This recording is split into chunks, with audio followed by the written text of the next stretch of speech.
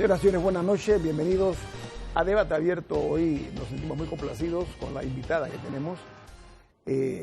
Ha ocupado cargos importantes, como por ejemplo fue diputada de la República, fue procuradora general de la República, fue aspirante a la presidencia también de la Nación y hoy día es una docente universitaria, una decana de una facultad de Derecho en una universidad que es la Universidad Santa María la Antigua. Estoy hablando de la abogada Ana Matilde Gómez. ¿Cómo está usted? Buenas noches. Buenas noches, muy bien, gracias, Lito. Vamos a hablar de un tema un poco espinoso para pocos, pero que yo creo que es necesario enfrentar esto, en el sentido de que yo diría que estamos frente a la hora de la verdad, y no frente a la hora de la verdad de la democracia, sino de la república, por los eventos como se están presentando, distinguida abogada. Usted fue diputada, usted conoce muy bien lo que se llama intramuros de una asamblea. Usted puede ver las especies diversas que hay dentro, no digo especies de animales, sino en diversas personalidades, talantes distintos, etcétera. Pero hay una situación con la procuradora Kenia Porcel, en este momento y hasta ahora, que se ha ido agudizando poco a poco. Perdón, usted fue procuradora, usted la sacaron de una forma abrupta en su debido momento, y estoy sintiendo algunos vientos parecidos a cuando la época suya, cuando digo vientos es viento de fronda, ¿no? La campañita en contra de ella, o sea, hay algunos pasos que son muy significativos cuando se pretende lograr un propósito contra un funcionario de ese nivel, Ministerio Público. ¿Usted siente que hay voluntad o interés de algunos sectores en que ella renuncie, que ella se vaya, que ella deje el cargo? Sí, muy bueno, muy buenas noches, gracias por la invitación y un saludo cordial a todos los televidentes. Sí, yo estoy convencida que sí, que hubo suficientes manifestaciones en ese sentido, expresadas incluso públicamente y de manera tácita, que no dejan, de manera expresa, que no dejan lugar a dudas de que hay algún ambiente turbio, algunos personajes o algunos actores políticos con algún tipo de impronta que desde antes de las elecciones manifestaban su disconformidad, pero de una manera muy acre, en contra de la actuación de la señora procuradora. Y también uno tiene que casar eso un poquito con la ciencia política y la historia de América Latina, y la fragilidad de las democracias en América Latina siempre le ha puesto en la tentación a todos los que alcanzan el poder por vía de elecciones controlar los mecanismos, los estamentos, los puestos, los cargos de control formal que tiene diseñada la Constitución. Uno de ellos es la Procuraduría General de la Nación, el Ministerio Público. ¿Y por qué? Por una sola razón, que incluso es indistinto a quién sea la persona que lo ocupe. Es la posibilidad de controlar la persecución criminal que por mandato constitucional le corresponde privativa y únicamente al Ministerio Público, por lo menos en la forma en que el Estado panameño tiene diseñado su modelo de gobierno. Antes de llegar allá, a ver, el caso suyo, abogada Gómez, yo diría que roza tangencialmente con el de la situación que está pasando la procuradora Porcel, porque hay la opinión de no pocos que dicen que lo que van a presionarla para que ella renuncie. Yo voy a adelantarme a usted, yo creo que la señora procuradora va a ser difícil que ella renuncie, no por su talante, sino por lo que uno a veces tiene algo de olfato. En su opinión, usted la conoce, ¿no? Ella trabajó con usted en su momento. ¿Usted opinaría frente a la opinión aquí, frente a los televidentes, su visión cuál es? ¿De que ella se la presionan más, renuncia a ser una mujer firme, vertical? Yo creo que ella tiene el carácter y el talante que se requiere para resistir estas presiones, porque comprende bien de dónde vienen, pero también tiene una firme comprensión de la misión y el mandato constitucional que tiene. Además, esto ya lo vivimos.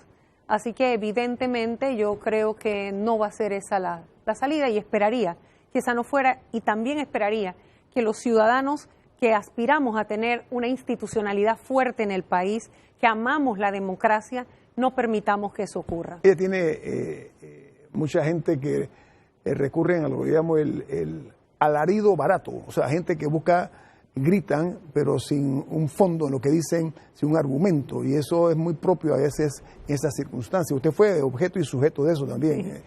Porque además lo hacen de manera sistemática y son cosas que, uno las estudia, ella también las conoce, y sabemos que son el producto de unas estrategias de carácter político, porque en la aparente calma siempre hay fuerzas telúricas moviéndose de carácter político que no salen a flote hasta cuando no ven su oportunidad, pero mientras tanto siguen lacerando, siguen de alguna manera socavando los cimientos de la democracia. Hay gente que no es demócrata y no lo sabe.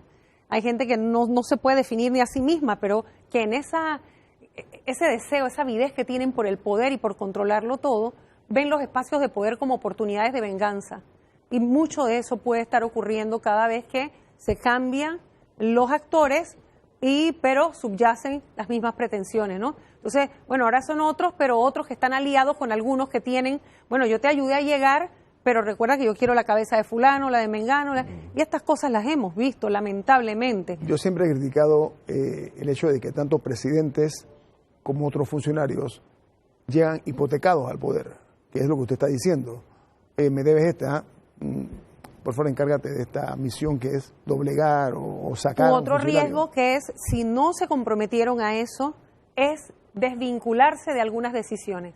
Confiar demasiado en el equipo cercano o el no tan cercano, pero que es parte de los tomadores de decisiones, porque no saben a quién responden políticamente esos tomadores de decisiones, porque no necesariamente van a responder todos al presidente de la República, menos un presidente que nos convenció en campaña y nos dijo que él no respondía al CEN de su partido, que él le había costado muchísimo y que había tenido que montar una estrategia de irse a las bases. Pero si usted observa, no son las bases las que están siendo nombradas en los puestos de toma de decisión. Entonces, yo diría que tiene que tener un poquito de cuidado, que algunos actores que él los está dejando, porque cree que son expertos en el tema, los está dejando correr libremente o actuar libremente, sin estar alineados a la visión que él tiene para el país o hacia dónde quiere llevar el país, que no puede ser solo el camino de la reactivación económica, no puede ser solamente el aplauso fácil por el logro de paliativos, porque evidentemente ahora habrá circulante, pero igual estamos acumulando deuda. O sea, no puede ser solamente el tema de la reactivación económica y los buenos pasos que se den en ese sentido. Tiene que ser una combinación de todas ellas, porque la fragilidad de la institucionalidad puede poner en riesgo cualquier cosa que se esté haciendo para reactivar la economía. Oiga, se trata en este caso yo diría que de algunos hechos inconexos, lo que estamos viendo. O sea, hay diferentes corrientes o vertientes. Se parecieran aislados, pero a veces no lo son tanto. Exacto, al final del día no lo son. Si usted la vivió, en consecuencia usted tiene la autoridad moral de podernos ilustrar a la teleaudiencia en este sentido. La forma como usted la presionaron rindió sus frutos por la forma como la sacaron. Pero hay una realidad. Si fuese el escenario que quieren sacar a la procuradora Kenia Porcel, estoy basándome en esa posibilidad, que mucha gente lo está diciendo con mucha convicción. Pero el escenario suyo, con toda consideración, con un presidente como Ricardo Martinelli, del talante de él, etcétera, etcétera, etcétera, versus el actual presidente, me parece que hay un mundo de por medio, ¿no? Dos actores creo yo que hacen una gran diferencia. Por un lado, esa impronta mafiosa que se vio desde que la toma del poder del señor Martinelli no es lo mismo, a mi juicio, hasta ahora no tenemos ningún elemento objetivo para tildar de esa manera al presidente Cortizo. Y yo creo que eso puede dar una garantía si él toma verdadero control, incluso si le hace honor a sus propias palabras de que nadie va a sacar a la procuradora. Y por el otro lado, el gran blindaje que tiene en este momento la señora procuradora es la integridad a toda prueba y contra cualquier duda del señor procurador de la administración, Rigoberto González Montenegro. No trabajó con usted, por supuesto. Usted, la procuradora. Usted recuerda que cuando a nosotros nos sacan... Se fueron, ¿no? Se fueron con usted. Correcto, y eso que el procurador de la administración recibió muchas llamadas y ofertas de las personas que estaban articulando nuestra salida, diciéndole, no se vayas, quédese ahí, que eso es solo con ella, eso no es con usted, o sea, como tratando de que él avalara la movida que estaban dando. Por supuesto, subestimaron la integridad del procurador de la administración. Bueno, eso en este momento... Él renunció cuando usted se fue, ¿no? Correcto, sí, y también la procuradora, procuradora que era la subsecretaria. Ajá. Si usted tuviera que ver la institución, eso era en la mano derecha y la mano izquierda, en el sentido de que allí nosotros todo lo tratábamos de hacer, no solo en base a la Constitución y la ley, sino discutiéndolo. Así que ahí no habían secretos.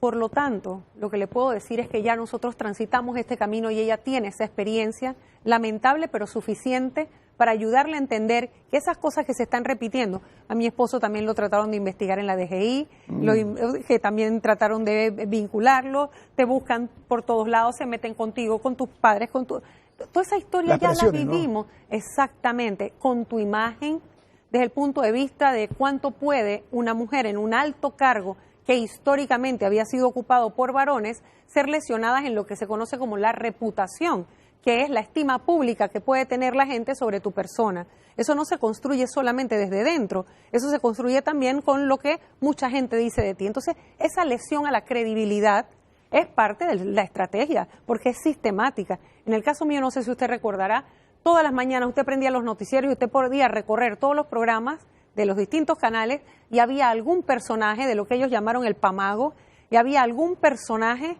sentado ahí despotricando contra mi persona, hablando mal de la gestión. ¿Qué buscaba eso? Todo eso se estudia, por supuesto, en la ciencia política. Todo esto, lo único que buscaba era minar la credibilidad y que aquellas personas que lo siguen a usted, porque por supuesto va a haber gente que no le hace caso a lo que usted dice ni a lo que yo digo, pero hay otros que sí se dejan llevar o piensan a partir de cómo usted le explica o lo siguen a usted. Bueno, entonces dependiendo cada uno de esos, así van cambiando el ideario colectivo de esos grupos. Luego venían todos los ataques que eran ya escritos, en medios escritos, ¿no? Y luego aquellas, no sé si usted recuerda, muy pintorescas manifestaciones que se hacían afuera del Ministerio Público con unos cartelones que un día nos dimos cuenta, la seguridad, y nosotros decimos, ustedes se han percatado que la letra es la misma en todos los cartelones. Oye, pero qué burdos, ni siquiera eso pudieron cuidar. Y les pagaban en el otro lado de la calle $5, y, o sea, pero era sistemático. Lo que quiero decir con esto es que estas acciones que usted señalaba hace un rato podrían parecer aisladas, a veces no lo son del todo. Pero ¿sabes qué? Los que aparecen a primera vista me parece que son un peligro relativo. Para mí los más peligrosos son los que están, los que medran en la oscuridad. Yo creo que ahí está el mayor peligro, porque esos no sabes quiénes son rostros cubiertos. Y son los que tienen el verdadero poder. Y eso no tiene poder. Gracias. Viene más aquí en Debate Abierto hoy con la ex Procuradora General de la República y exdiputada, ex candidata presidencial, hoy decana, Ana Matilde Gómez. Viene más.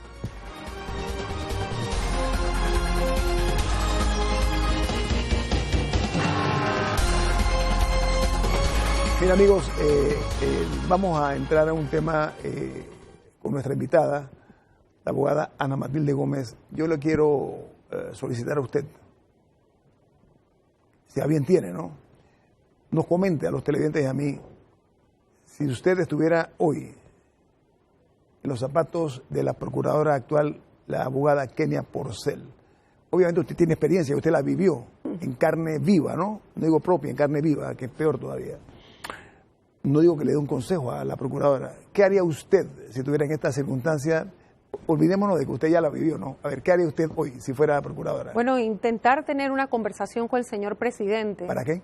Porque hay que saber si esto es parte de una situación conocida, si es de verdad que hay una confusión entre las comunicaciones, si hubo falta de coordinación o hay un plan establecido en el que definitivamente no se le va a sacar, pero se le va a ignorar y se le va a cortar las alas a partir de quitarle el brazo operativo y reducirle el presupuesto, porque todo eso también lo vivimos. La asfixian económicamente. Entonces, exactamente, así que yo creo que una conversación franca en la que ambos pudieran entender que son obviamente roles muy distintos, pero que se necesita el apoyo del Ejecutivo, porque todavía no ha habido una reforma constitucional que permita la certeza de un presupuesto que garantice la autonomía del Ministerio Público. Y por el otro lado, no olvidemos que el gobierno del señor Cortizo tiene un plan de seguridad que está planteando del 2019 al 2024 cambios sustanciales que implican definitivamente en algunos puntos un retroceso para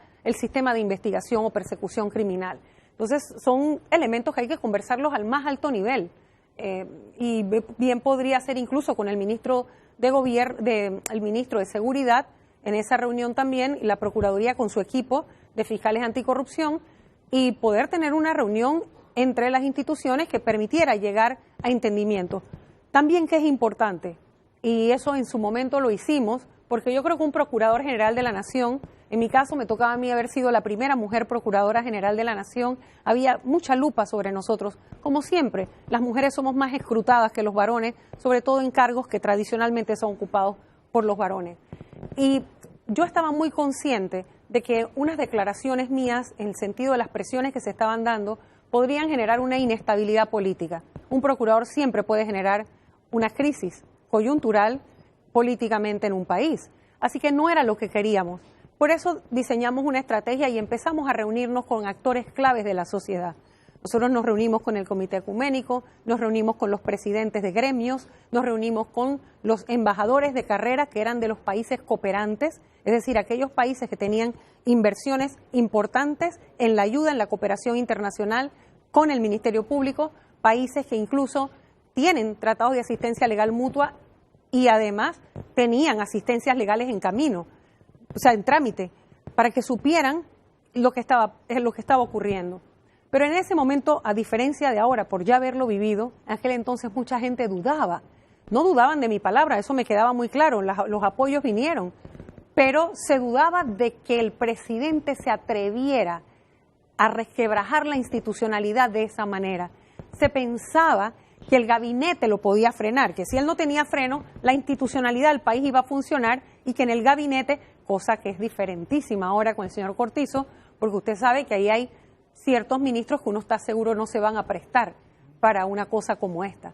Ahí hay ministros y ministras que tienen experiencia, que tienen trayectoria, que tienen un nombre que cuidar y que estoy segura que no se prestarían para una movida como esta. Ahora bien, la pregunta es, ¿la movida viene del Ejecutivo o la movida viene de otras instancias políticas que alcanzaron también el poder y que se están moviendo por la libre? Porque a lo mejor ella en sus funciones como procuradora pisó algún juanete, ¿no? Como bueno, es que mire, esto no es nada ingenuo.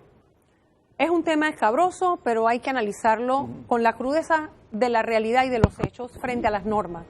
En este momento estamos de cara a una reforma constitucional que está planteando que a los diputados de la República los investigue el Ministerio Público. Así que una de dos, o se cambia la propuesta de la reforma constitucional o se cambia la procuradora, pero ellos no se van a dejar ir a investigar por el Ministerio Público.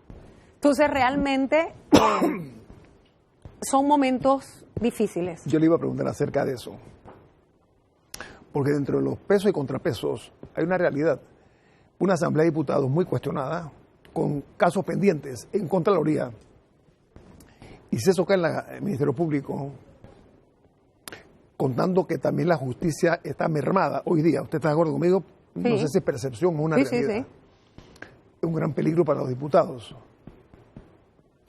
Y veo muy difícil querer aceptar ese tipo de situaciones. Sobre todo cuando hay casos tan delicados pendientes que incluso, porque ¿quién nos dice? Aquí hay una pregunta de investigación, ¿no? Y uno se puede preguntar, ¿y quién nos dice que el gobierno anterior, el que recién acaba de salir, del gobierno del presidente Varela, también no hubo bloqueos para que Odebrecht no concluyera, para que Blue Apple no llegara donde tenía que llegar todavía, para que, etcétera, etcétera, y vamos por allí? Entonces ahora se da una coyuntura importante porque siempre con los cambios de gobierno los casos de corrupción deben poder ser más fácil de investigarse, sobre todo cuando sus hilos conductores llevan a actores que estuvieron en puestos claves de poder. Pero hay un estado, a mi juicio, oprobioso en el tema de Odebrecht, ¿ok? Y en otros casos, Blue Apple, todos los casos que se llaman de alto perfil.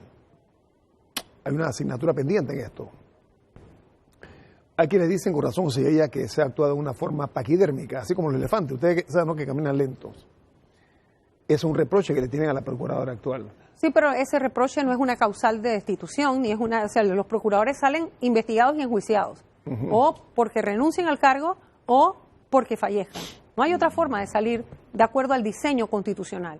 Entonces, lo que sí habría que pedir es resultados. Y también una auditoría ciudadana que revele dónde está el problema, porque muchos de esos casos ya están en el órgano judicial. Ajá. Entonces, ¿qué es lo que ha pasado con ellos? ¿Por qué no hacemos una auditoría por un organismo internacional, una auditoría ciudadana y veamos quién hizo bien su trabajo? Porque también nadie está diciendo nada cuando la sentencia no corresponde con la evidencia. ¿Y qué pasa cuando usted tiene todo en el expediente y la sentencia dice otra cosa? Entonces, yo diría, y sin ánimo de equivocarme, porque también me tocó vivirlo, que, bueno, hay muchos casos emblemáticos que bien ameritan una auditoría que permita determinar si el fallo se corresponde con la realidad procesal del expediente. Lo que pasa es que si pensamos mal, ¿no? Si pensamos mal, que generalmente no va bien, conforme a publicaciones que vienen del extranjero, vienen de fuera, los 3 partidos grandes están involucrados en el caso de Brecht. Usted la tiene clara esa, ¿no? A veces el ser humano actúa como los animales, se unen cuando están en peligro. ¿Le queda clara esa, abogada? El instinto de conservación es propio de cualquier ser vivo. Hay que tomar en cuenta eso también, ¿o no? Sí. Bueno, además que ha quedado evidente las alianzas políticas posteriori, ¿no? Las alianzas políticas que tal vez no eran muy evidentes al momento de la elección, que parecían estar divididas. Una vez que se dan las elecciones y que se da el triunfo de un partido, de uno de los 2 partidos más grandes, hay unos acomodos políticos que quedaron evidentes en la Asamblea el día de su instalación. Así que yo creo que también esa lectura hay que hacerla, ¿no? Porque el disgusto político con las actuaciones del Ministerio Público era un canto diario y recurrente en el pleno de la Asamblea. Esto nada más hay que ir a buscar las actas, hay que ir a buscar solamente los videos de lo que ahí se daba, ¿no? Entonces, evidentemente que hay toda una actuación sistemática de cara a debilitar. ¿Y cuál es la mejor manera de contrarrestarla? Bueno, al Ministerio Público también es el llamado para que los resultados se den, porque evidentemente hay unas altas expectativas sobre el trabajo que se espera de ellos, ¿no? Hay quienes piensan que ha habido como nunca ha habido es que como nunca se dio una cantidad de delitos, o sea, el latrocinio que vivimos en el quinquenio pasado ha sido histórico. Pero ¿sabe qué? Pero hay gente que piensa que ha habido mucha frivolidad, mucha incompetencia en lo actuado hasta ahora por la procuradora Porcel. Bueno, entonces que se le mida, que se verifique, se evalúe. Se evalúe y ella rendirá las cuentas que tiene que rendir, pero eso no es suficiente razón para generar una inestabilidad y transitar un camino ya recorrido que además ha llevado al Estado panameño a estar en la situación que está con respecto a mi persona. Y la marca país también, ojo, la marca país. Viene más aquí en Debate Abierto.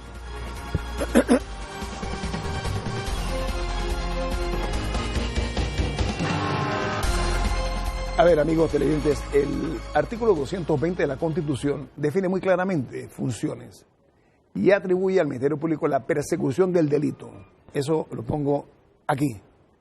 Por otra parte, hay brazos auxiliares, como la DJ, como medicina legal, que tiene que trabajar también en la búsqueda de los responsables de delitos de cualquier naturaleza. Lo que está ocurriendo ahora mismo, ex procuradora, con el tema de la DIJ, que dicen que están desmantelando, etcétera, ¿qué opinión le merece usted eso? Sí. Bueno, el presidente de la República salió a dar una explicación, o contestó unas preguntas de los periodistas, en los que él descarta el tema del desmantelamiento. La procuradora, por su parte, hizo una serie de explicaciones de por qué los movimientos, las decisiones administrativas que se han tomado socavan la fundación de lo que era el andamiaje de su brazo operativo en las fiscalías anticorrupción. Para mí ahí faltó coordinación. ¿Cuál es la preocupación? No es la primera vez que el PRD en el poder, esto también lo vivimos en mi periodo, tiene la pretensión de que la DIJ esté en la policía. ¿Cómo está? ¿Riesgo de eso, en su opinión, abogada? La ley 69, cuando se estuvo peleando, la idea era que la DIJ no se fuera a la policía. Eso, nunca voy a olvidar la visita de, casualmente ahora, tan célebre Robert Mueller, en ese entonces director del FBI. Nos reunimos aquí en Panamá y tuvimos una conversación al respecto, igual que el fiscal general de Colombia, igual que algunos otros colegas como Cándido Conde Pumpido de España, y nos decían, no se dejen quitar ese brazo de investigación. ¿Por qué? Porque sabían que nosotros estábamos entrando tarde al sistema penal acusatorio y que parte del éxito del sistema penal acusatorio es que un fiscal, cuando desarrolla una teoría del caso, tenga agentes de campo, tenga personal operativo que pueda ir a la calle a ejecutar todas las diligencias judiciales que están diseñadas para encontrar esa verdad de tu teoría del caso. Eso que se planteó el fiscal junto con el equipo de investigación y dice, bueno, me parece que es por aquí. Puede haber sido fulanito, lo que pasó aquí puede haber sido esto. Bueno, entonces yo tengo que mandar a la calle mucha gente a hacer investigaciones. ¿Qué ocurre? Si usted, ese brazo operativo, no tiene una relación de confianza y se vulneran 2 elementos importantes que tiene la ley 69, que fue lo poco que pudimos hacer cuando ya era inminente, como me dijo el ministro de Seguridad entonces, yo soy un hombre de misiones y esto va. ¿Quién era? El Delgado Diamante, el entonces ministro Delgado Diamante. No se me va a olvidar esa conversación y la DIJ se iba. Lo que pudimos lograr fue meter 2 cositas. Uno, que cuando hay un personal de la DIJ asignado a un caso, no se le puede remover ¿verdad?, de manera abrupta y mucho menos sin una coordinación. No será removido, pues, ni trasladado mientras tenga la asignación, mientras dure la asignación. Y el otro elemento que era importante también es que esa persona, aunque está dentro del escalafón de la policía y ellos tienen un sistema jerarquizado, cuando está asignado una investigación no tiene que reportarle el caso a su superior inmediato ni a su superior jerárquico. Es autónomo. Es autónomo, no, o sea, depende del fiscal. Ajá. O sea que no había que estarle contando ni al director de la policía, ni al subdirector, y mucho menos el de la DIJ por dónde va la investigación, ni a quién están buscando. Entonces, la manera era blindar la investigación. Sí, claro. Esos dos elementos son fundamentales. Y por el otro lado, preocupa también la pretensión de ese plan de seguridad planteado por el PRD y el señor Cortizo de 2019-2024, que en su página 24-25 señala no solo la autonomía que le quieren dar a la DIJ, que es como actuaba el DENI, como actuaban antes, de que ellos pueden iniciar investigaciones y entregarle al Ministerio Público ya una carpetilla ya con pesquisas o diligencias adelantadas, lo cual en el sistema penal acusatorio no se puede. Sí, en esta reforma del Código Penal, perdón, procesal, hay otro elemento que es el Instituto de Medicina Legal. No voy a dejar de lado la DJ, pero se me acaba de ocurrir. Sí. Hay muchas quejas. Aquí hemos entrevistado a los que tienen la responsabilidad de su manejo. Hablan de pocos recursos económicos, pocos recursos humanos. Hay una crisis ahí porque el ente que le corresponde la parte científica es al Instituto de Medicina Legal. ¿Qué ha pasado ahí? Sí, bueno, y mire la importancia de eso. En el Estado de Derecho, en este mundo moderno de la investigación, esa sí que es la madre de la prueba, no la confesión como era históricamente. Verbal, no tiene nada que ver, es la ciencia. Son decisiones basadas en evidencia y en evidencia científica comprobable y confrontable. ¿Sabe que hay una serie de eso que se llama CSI? Bueno, por eso también tiene a la gente enredada porque cree que en 15 minutos de programa se puede dar con la verdad. No, lo que quiero decirle es que es tan importante que armaron ese programa de televisión que ha sido un éxito para que la gente entienda la importancia de la parte científica. Y ahí es donde científica. usted puede observar que hay un fiscal que dice la teoría del caso, por dónde va la línea de investigación, y hay un investigador forense que puede ser de cualquiera de las ciencias auxiliares de las criminales, puede ser criminalística, o sea, puede ser balística, puede ser pericias de tránsito, puede ser cualquiera de la cantidad que hay. Se puede decir que y por el otro lado un policía, un investigador que va a la calle, que hace los interrogatorios, el primero que llega quién vive, a la escena del crimen, es la policía, pero ¿no? Su deber es resguardar la escena. No es, porque usted sabe, y hemos tenido muchos casos que por falta de preparación a la policía, que es la primera que debe llegar, no resguardan adecuadamente la escena del crimen y hay contaminación de la escena. Entonces, eso tampoco debe darse. Entonces es necesario que Medicina Legal esté de manera independiente, lo que usted me está diciendo. Bueno, y lo hicimos con la Ley 50 bastante, porque para lo que había cuando yo llegué, a lo que logramos con la Ley 50, que incluso fue quitarme a mí poderes y facultades y dárselas a una junta directiva. Eso lo hace poca gente, que lo voy a decir con toda honestidad. Porque yo estaba muy consciente de que había incluso fiscales que a veces se disgustaban con personal de Medicina Legal si no daban el dictamen que ellos querían, por donde ellos habían establecido que iba la investigación. Eso tenía que acabarse. Más allá de la parte científica. Claro, eso tenía que acabarse. Pero eso necesitaba que, además de la Ley 50, que es verdad, ya ha pasado 9, 10 años o 9 años, hay que mejorarla. Bueno, perfecto, se puede mejorar, pero no quitándole autonomía y mucho menos adscribiendo la ciencia al estamento policial. Ellos analizan la escena del crimen, por ejemplo. Claro, ellos procesan, protocolo, no hay protocolo en eso, ellos procesan la evidencia. Procesan la evidencia. ¿Por qué? Porque la primera misión del Ministerio Público es encontrar la verdad. Y al descubrir el hecho, la verdad, ver si encaja en una norma penal. Si hay una combinación, el hecho encuentra asidero en una norma penal, es un delito y entonces se buscan las personas vinculadas al delito. No es que primero tú correteas a alguien y después vas a ver qué fue lo que hizo. Tú tienes que tener un hecho primero que tiene alguna señal de ser un delito y luego buscar a los vinculados. Y para eso la prueba científica es fundamental. O sea, que es necesario... Lo que se necesita es un presidente que quiera de verdad darle contenido, sustancia a la autonomía y a la prueba para que fortalezca el Ministerio Público, el Instituto de Medicina Legal y respete la asignación de investigadores, detectives, policiales de la DIJ a los casos de investigación. Ahora, la ley que creó la DIJ habla, desde el punto de vista constitucional, que ellos tienen que estar bajo el paraguas del Ministerio Público. No necesariamente. Ellos realmente son parte de la Policía Nacional. No tienen ningún tipo de dependencia del Ministerio Público.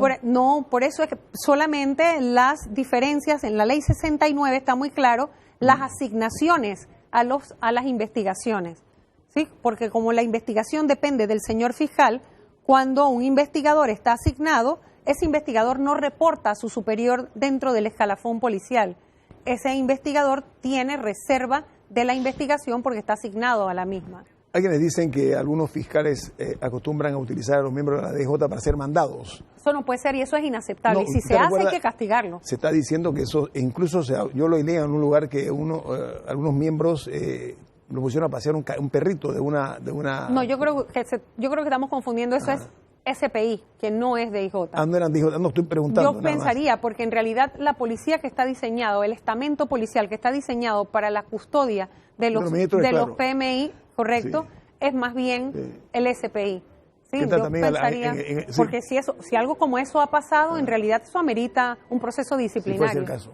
Sí, si fuese el caso. Ana Matilde Gómez, ex procuradora general de la Nación, además ex candidata presidencial, ex diputada de la República, tiene un currículo fuerte usted. Única e independiente. Y hoy día la política ha perdido un personaje interesante, ahora está dedicada a la docencia, está en la Universidad de Santa María Antigua. A la academia, sí. A la academia en la Universidad donde también se puede hacer mucho, porque sí, tener posturas, claro que sí, analizar los hechos sociales desde la lupa de la academia siempre es importante y ahí están las generaciones que nos van a reemplazar. Así que y la formación para ellos es importante. Es importantísimo. Viene más aquí en Debate Abierto.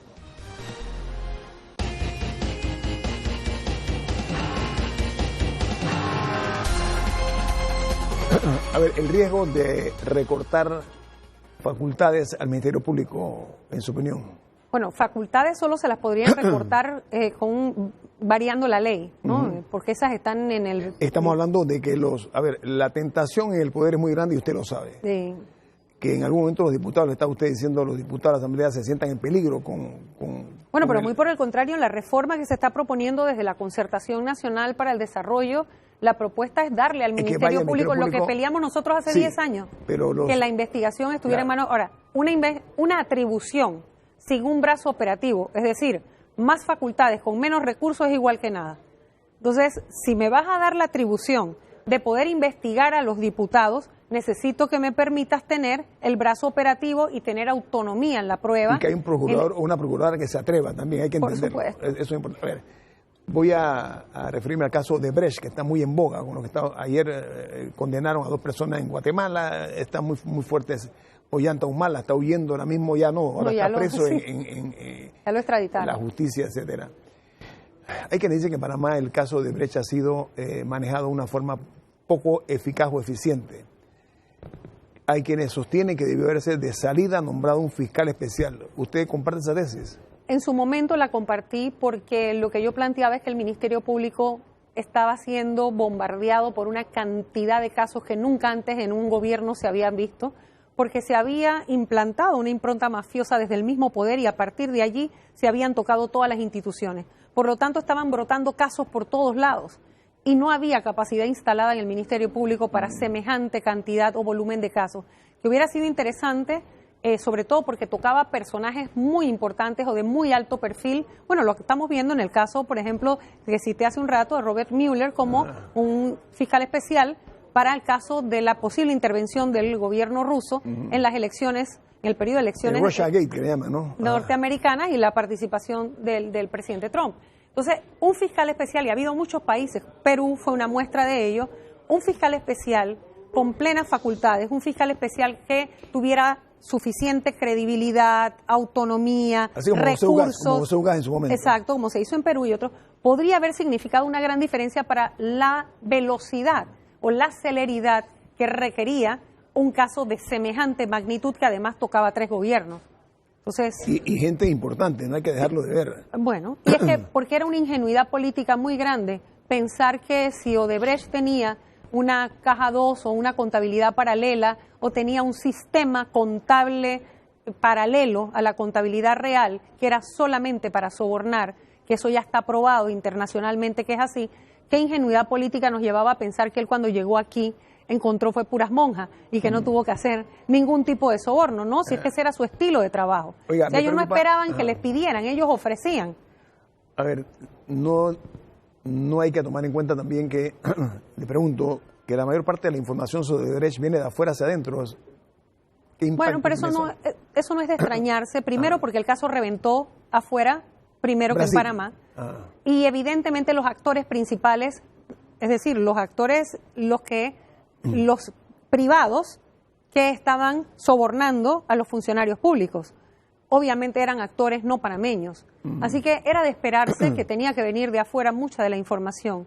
Y se perdió algún tiempo valioso en la aprobación o no de un sistema que estaba por verse para que tuviéramos un sistema compatible con el sistema de persecución criminal de los países que ya tenían personas condenadas o personas enjuiciadas para que pudieran cooperar con la investigación en Panamá. Hay muchas notas periodísticas que han señalado el tramo a seguir en algunas investigaciones, pero por alguna razón se critica que no se aplica el concepto de la noticia criminis.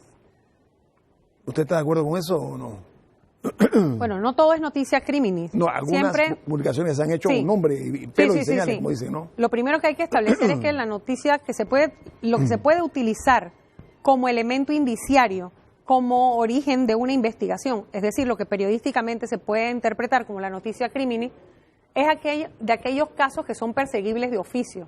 Porque de nada sirve que usted publique algo que puede ser delito, pero si no es perseguible de oficio, si no es de instancia privada, nada puede hacer el Ministerio Público si no se presenta la denuncia o la querella, dependiendo de cuál es lo que establece el Código de Procedimiento. Dicho esto, la mayor parte de las veces, muchas veces, el Ministerio Público inicia con las publicaciones periodísticas, sobre todo del periodismo investigativo, porque no es lo mismo estar por allí mencionando cosas que, por ejemplo, lo que hizo Maritrini Sea, no sé si, perdón que mencione de otro medio, pero gran periodista. Una periodista que hizo una tremenda investigación con el tema de las planillas y el tema de los implementos de Pandeporte. Deportivos, sí. Los bates de 300, no sé cuántos. Exactamente. Entonces, ese tipo de publicación inmediatamente se convierte en un elemento indiciario con el que el Ministerio Público puede iniciar a hacer cosas. Ahora, eso no es suficiente para inmediatamente indagar personas. A ver, algunos abogados y no abogados también dicen que hay un riesgo de que se vuelva a la época del DENI, Departamento Nacional de Investigaciones. ¿Usted qué opina? Bueno, es que claro que el temor está latente desde el momento que usted lee página 24-25 del Plan de Seguridad del señor Cortizo 2019-2024, porque ahí dice otorgarle autonomía de investigación a la DIJ. Eso es un retroceso. Eso es un retroceso. Y en el sistema penal acusatorio no se puede, ni siquiera se puede. Así que estamos hablando de que lo que nos están enrostrando es la pretensión de un cambio, darle un giro total al sistema penal acusatorio, que no creo que es lo que los ciudadanos queríamos. Lo que queríamos es más eficiencia, mucho más celeridad y protección de la víctima. No, lo que queremos no es retroceder. A ver, el plan de seguridad ciudadana para el periodo de 2019 al 2024, o sea, ese es en el quinquenio del señor Cortizo.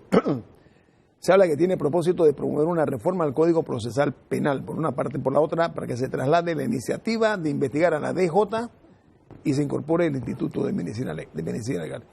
¿Riesgo que tiene eso? Es el retroceso. Los riesgos de eso es la intromisión de un elemento totalmente político en las investigaciones criminales. Y es un riesgo también a la democracia del país. Nosotros ya pasamos por allí.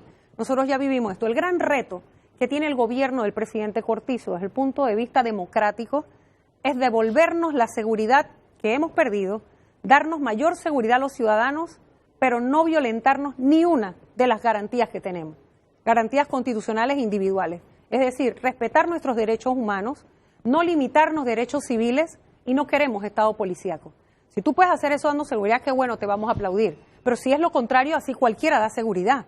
Es decir, yo disparo primero y yo te llevo preso primero y pregunto después qué fue lo que hiciste o quién eres. No queremos eso. Oiga, una pregunta, ya me voy a salir un tanto de la...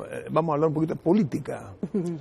Usted irrumpe porque a taconazos usted entra a la Asamblea de Diputados.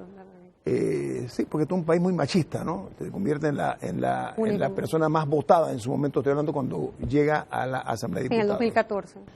usted abre una trocha, no sé si es el término más elegante, pero hablemos de una trocha, un camino que han seguido jóvenes liberados de cualquier tipo de carga digna de ser arrepentida, ¿no?